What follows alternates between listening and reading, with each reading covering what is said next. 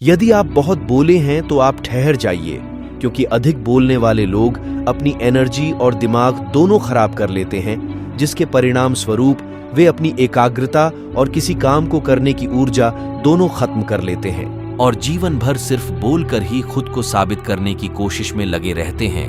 मेरी मानिए और आज से ही बोलना कम करो। ज्यादा बोलने से एनर्जी और दिमाग दोनों खराब होता है, इसलिए आप अपनी एनर्जी और दिमाग की ताकत को अपने लक्ष्य को हासिल करने में लगाओ। आप सफल हो जाओगे। आज से आप किसी भी चीज के बारे में चिंता करना छोड़ देंगे। आप किसी भी चीज को लेकर चिंता करना छोड़ दीजिए, क्योंकि हमारी चिंता कोई और कर रहा है। इसलिए आप चिंता छोड़ उस काम पर पूरा फोकस लगा दीजिए जिसे आप अपने जीवन को बेहतर बनाने के लिए करना चाहते हैं। अगर यह सब करते हुए आपके साथ कुछ भी बुरा हो जाता है तो भी आपको बिना रुके अपनी मंजिल तय करनी होगी, आगे बढ़ना होगा, क्योंकि हमारे साथ जो कुछ भी बुरा या अच्छा होता है यह सब कुछ पहले से तय होता है। इसलिए इस बारे में चिंता करके आप अपना समय बर्बाद करेंगे और कुछ नहीं। भलाई हमारी इसी में है कि हमें बिना परेशान हुए अपने बहुमूल्य काम को तय सीमा पर पूरा कर लेना चाहिए। भगवान हमारे बारे में सब कुछ पहले से तय करके रखे हैं, बस हमें चिंता छोड़ लगातार प्रयास करते रहना चाहिए।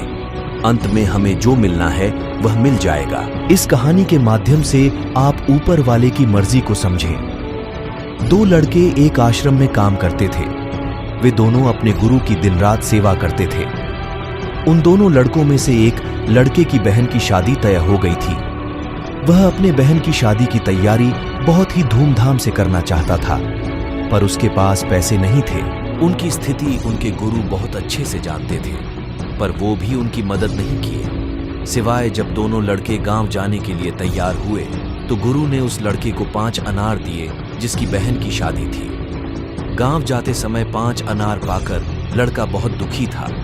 उसे तो पैसे की जरूरत थी, वह अनार क्या करेगा? उसे अपने गुरु पर बहुत गुस्सा आ रहा था। जब दोनों लड़के गांव की तरफ जा रहे थे तो रास्ते में राजा के सैनिक इस बात की घोषणा कर रहे थे कि क्या किसी के पास अनार है? राजा को इसकी बहुत जरूरत है। हमने बहुत प्रयास किया, पर हमें इस क्षेत्र में कहीं भी अनार नहीं मिला। राजा की बेटी बहुत बीमार है, उसे दवा के लिए अनार की जरूरत है। दोनों लड़कों ने सोचा, हमें अनार की कोई जरूरत नहीं है, ये अनार हम राजा को दे देंगे और उनकी बेटी का अच्छा इलाज हो जाएगा। दोनों लड़कों ने अनार होने की बात सैनिक को बताई।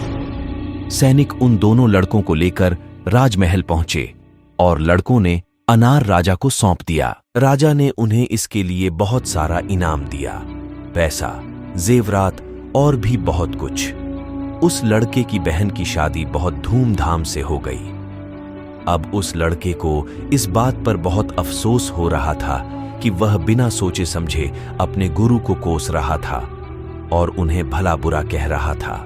मुझे आशा है कि आपको यह कहानी अच्छे से समझ में आ गई होगी। हमें कभी चिंता नहीं करनी चाहिए, हमारी चिंता कोई और कर रहा है।